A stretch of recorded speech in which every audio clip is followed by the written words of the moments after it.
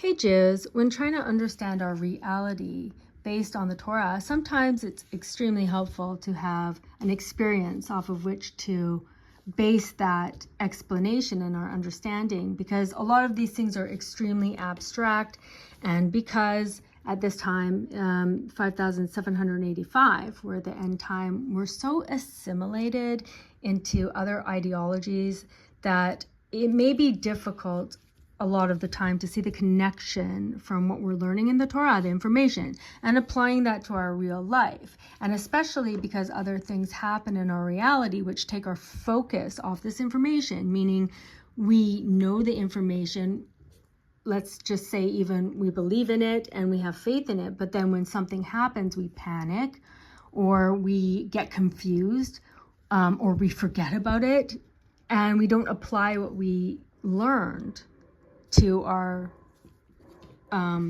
physical reality, to our reality, what we're experiencing. So my aim in these videos is to use other people's experiences, which is a great way to learn, because a lot of these people went through very difficult experiences in order to find God or find a connection with God or understand something about reality, change the way they were living. And we can do that without experience what they experience. So for example, this first video is going to be about a lady who in her youth, she had a near-death experience. So she had the experience of her soul going out of her body and a lot of things that happened. So we're going to learn toch kadei as I'm explaining her experience, we're going to learn a little bit about the soul, a little bit about the body, a little bit about reality, Bezrat Hashem, about all these things. So again, when we learn sometimes Torah, sometimes we don't see how's that practical. And this is also what my experience is here living in Israel in a ultra-Orthodox community, quote unquote, when we see that our faith is tested in real time, sometimes we don't see that what we're learning, like I said, is helping us in any way. For example, if you're already praying every single day, you go to the Beit Knesset, you go to a shul, you pray to God. When a siren goes off, when there's one missile or who knows, that could hit anywhere, the sirens go off all over the country. Do you not have at least enough faith that you're praying in front of God? Where are you going to be safe if you're not safe in your Beit Knesset? Which we know from the information that we learned that God's presence is found in the Beit Knesset and in the Beit Midrash, especially Bechutz La'aretz, but also in Eretz Yisrael right now, the Holy Land. While we don't have the temple, that's where we find God. So does it make sense to you to dedicate your whole life to live in an ultra-Orthodox community and go pray every day if you're just going to run out of the shul and go find a shelter? So we have to also connect our faith to like our brain, so things make sense. We're not just going off of blind faith or blind belief, but we can understand. So this lady, we're going to learn from her near-death experience. Be'ezrat Hashem. I have another 2 videos I want to do. One is from a survivor of October 7th hostage situation. He was a hostage for over 500 days, something like that. Incredible story. And chas v'shalom, we would have to experience that kind of intense situation in order to get to this understanding. Because again, we can get to this understanding by learning the information. You see, when we build our belief system or our faith in something, we have to have a source for that information. Our collective experiences lately, and especially since COVID, but even before, our collective experiences have shed new light a little bit on the information that we are basing our belief systems on, or even just our consciousness on, what we think we know about reality, how reality works, when in fact we know very little even about the physical reality. which is the most apparent, obviously. And we have to ask ourselves then, what else, if we don't even know that much about our physical reality, and especially like about our own bodies, and who are they? I keep hearing, who are they? Who are they? If we don't know who they are, why do you assume you know anything about your reality? So we have to know also who we are, the Jews. Who are the Jews? So hopefully, like I said, in the series, we'll understand our reality on a higher level called Binah, which is a spiritual concept. That's understanding, a higher level of understanding based on wisdom. So we'll have a dual level, Be'ezrat Hashem, hopefully, a dual level of understanding of our five-dimensional reality,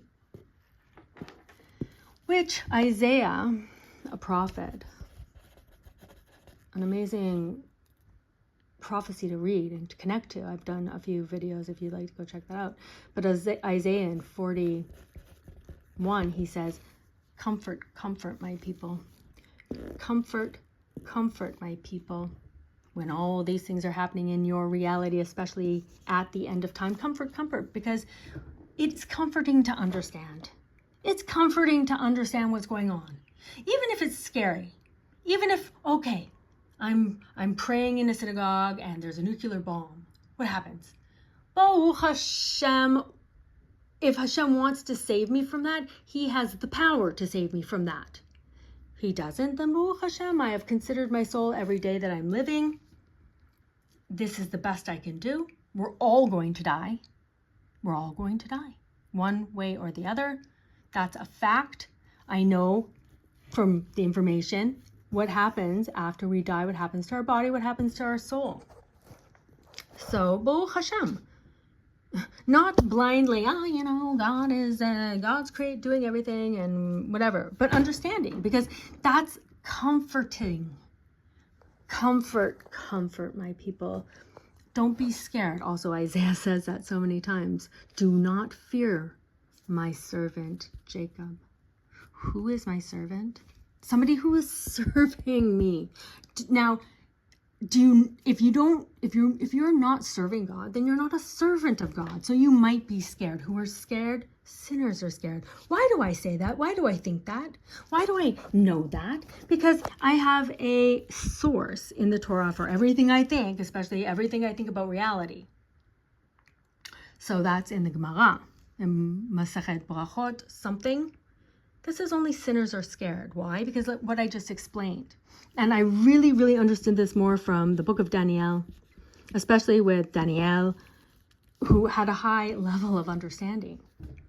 He was ready to see miracles, or he was ready to go to his death and meet his maker and be judged, because that's just his understanding of reality. That's why Daniel is who Daniel is, and it's worth it to go and understand and read the book and get that information.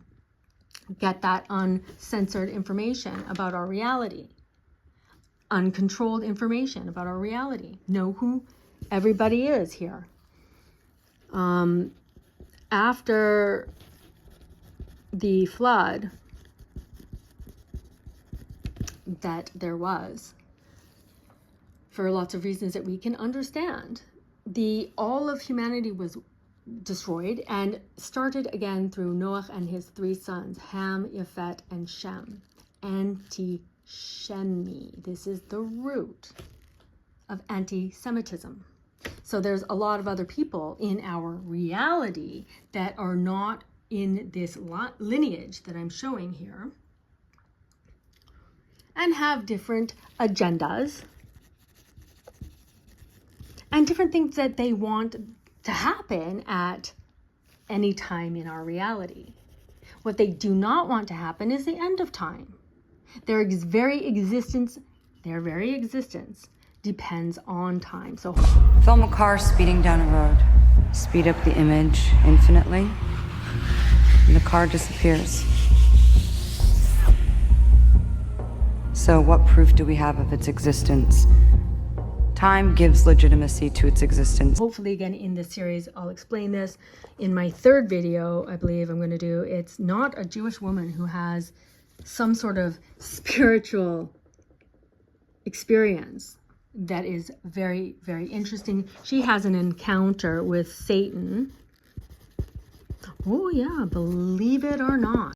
This being starts to come in focus, and he's huge, like bigger than the earth, bigger than that lake of fire, huge, taking up everything that I'm seeing. This is a supernatural being. This is God, because surely bigger than everything I'm seeing. So I'm like, Lord. And when he spoke, he said, no. I'm telling you, believe that? No, I know this. I have a source for everything I believe in our reality. I have a source for that. That's why I believe in it. I wasn't always this way. But again, Danielle, Azariah, Michelle, and Hananiah, I consider them a lot. I think about them a lot. What do you think about a lot, by the way? Where do thoughts come from? Again, all things hopefully we'll get to. So this is the introduction. So when the first temple was destroyed and this connection with Hashem, with God, the Creator, was disrupted, sending us into exile and darkness. When that was disconnected, these individuals, and there were other people there, but this is in the book of Daniel, they still had a conscious understanding and knowledge and experience that there is a God and that there is a connection with the nation of Israel and what a Jew is. The spiritually elevated human consciousness level boosted to Israel, a God awareness consciousness that is his nation, and we are referred to as the children of God. And he made that known to us. Why do I think that? Because Rabbi Akiva said that in Avot, the wisdom of our sages or our fathers. That's why I think that, not for any other reason. And then I read and I learned and I considered and I thought about and I tried to understand. I tried to grind down this information a bit, and with all the help of the commentators and all the very smart people that came before us that grinded down the wisdom. So somebody like me who grew up in galut, in exile, with a goyish understanding of reality, with a goyish belief system, a scientist, trusting the science that I memorized, trusting all the information, the history, the whatever. That was my belief system. So for someone like me to be able to understand something here at the end of time, which is the whole point of this reality, Olam Hazeh, which we're going to talk about, the whole point is that Jews would realize and be able to, via the information in the Torah and the practice of Judaism, the spiritual practice of Judaism, to elevate ourselves.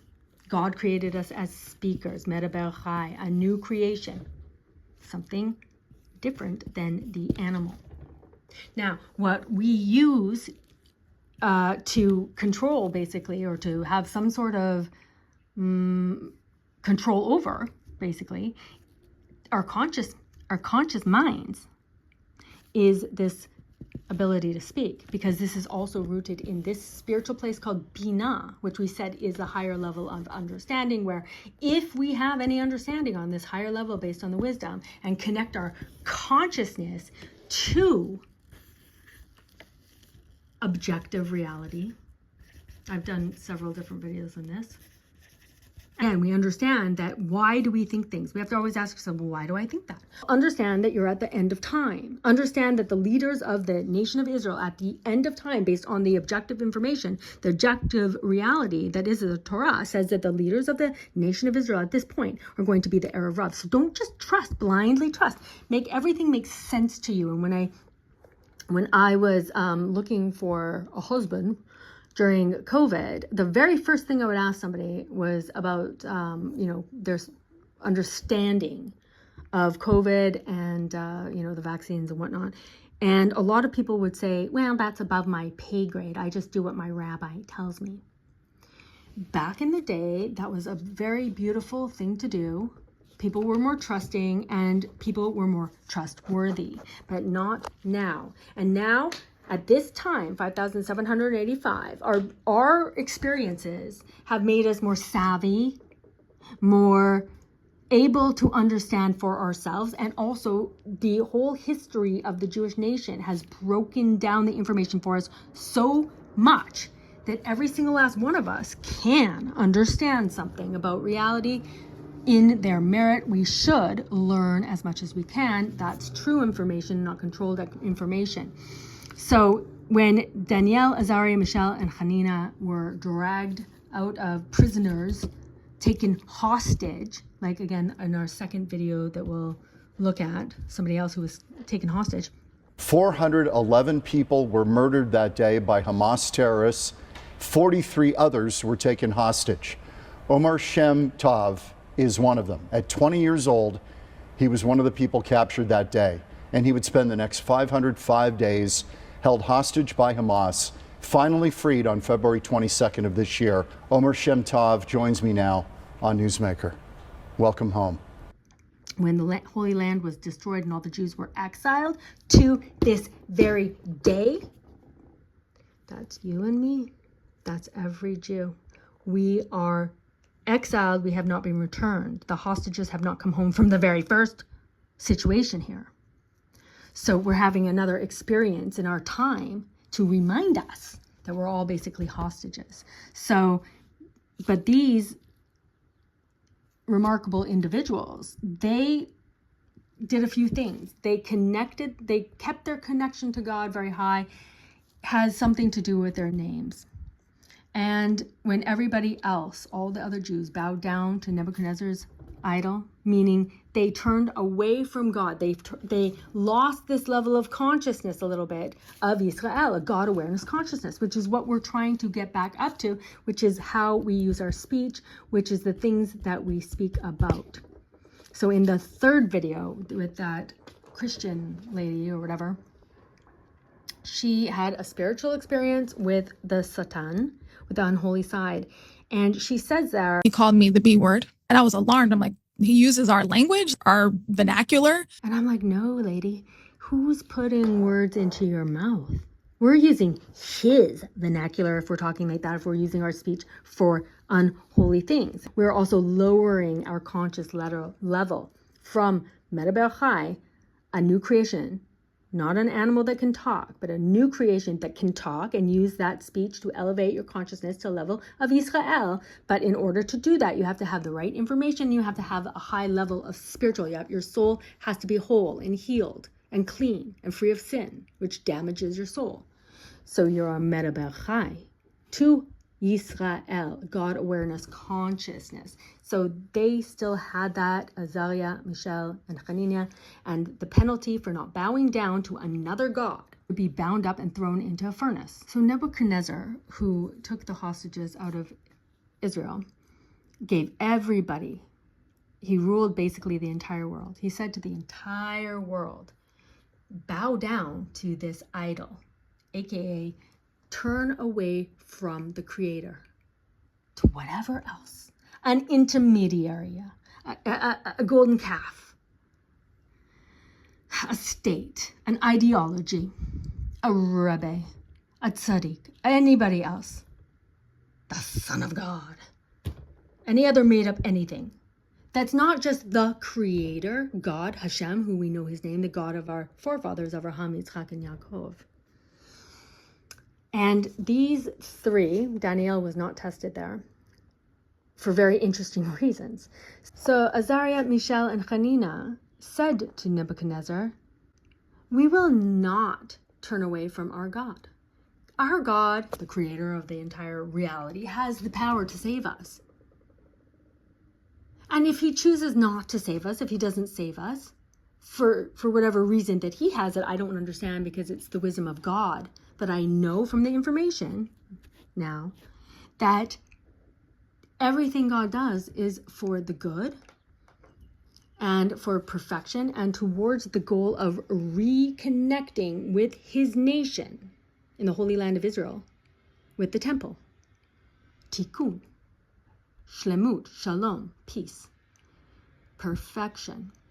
So they said, my God, our God, has the power to save us, and if he does not, they basically submit to his will. Baruch Hashem. But one thing's for sure, we are not turning away from our God. We are not bound down to anything else. And they were bound up and they were thrown into the fire, a big furnace, and they emerged unhurt. And when everybody else saw them, they looked at all the other Jews who had bowed down, and they said, you have a God like that? And you bowed down to this idol? And they spat on them. So that's a very intense story. But from them, I gained understanding through my own experiences here in Israel at the end of time, under the Erev Rav, an anti-Torah law regime that has caused the nation of Israel to become the scorn of everyone around us. That's also in the prayer of Daniel. I did videos on that. Before the temple was destroyed, God sent 48 prophets to tell his nation that he will destroy the temple. They will be killed in crazy ways that has never been heard of, and expelled from the Holy Land and sent into exile if they do not return to follow the Torah laws. So they did not heed 48 prophets. And that's what happened until today. And yet there is still the redemption that we are waiting for, meaning what? God is waiting for his nation to finally, he says in Malachi, an end time prophet, that from the very beginning, we never followed the laws. Just follow the laws. Follow the laws. That would be considered returning to Hashem. And when we return to Hashem, he will return to us. So a lot of this information is very abstract, and that's why having a lower level of understanding based on experience helps us to get to connect the understanding that we have on a higher level based on the wisdom. So when we are tested, basically, or when something happens in our reality or to us personally, we not only have faith, but we can actually know, like, it just makes sense. What's going on in reality. And to have a level of comfort my people. To know that God is really in charge of everything. Everything's happening for an ultimate purpose, which is very, very, very good, the best. And it is the redemption, and it is the reestablishment of the temple, the kingdom of David. So no longer this anti-Torah entity that is also one of the 19 centers for the New World Order. But the kingdom of David in the Holy Land with the temple. So hopefully in this introduction, you can understand that this is mission critical for the Jew and for the nation of Israel, that we understand reality and we understand where we are in our timeline, and we understand that we should be preparing for the redemption, and everything that we are seeing right now is because we are in the period of time called the epoch of the Mashiach. And so, yes, it makes sense. What can we do? We can return to Hashem and he will return to us. We don't need to go through all the scary things that we are going through. So initially, I thought that this would be the first video, but I see that it's getting a little bit long, and I want to try to be thoughtful when explaining all of the very difficult things from these people's experiences. So I decided to just have this be the introduction. This is the basic information that we need to start understanding their experiences with the information in the Torah, I think. And if you need to catch up, I invite you to look at my playlists. I've tried to organize a little bit so you have the basic understanding of what's in the Torah and how it's relevant for us. But again, it's mission critical that we understand where we are and who we are and what our power is. Our power is all spiritual. Our power is in prayer. We cannot continue to have this mindset, this Holocaust exile mindset, that we need a state and an army, because we even saw with our own eyes on October 7th that this is not something that the Jew can rely on. The only thing that the Jew can rely on and has relied on for the entire time of this reality is God. So in a way, we are very much like a parallel time to what was happening there in Daniel's time. In a way, we are in a similar but opposite situation right now. We could literally see the destruction of our current reality as we know it. And we could be reconnected with Hashem, with the temple.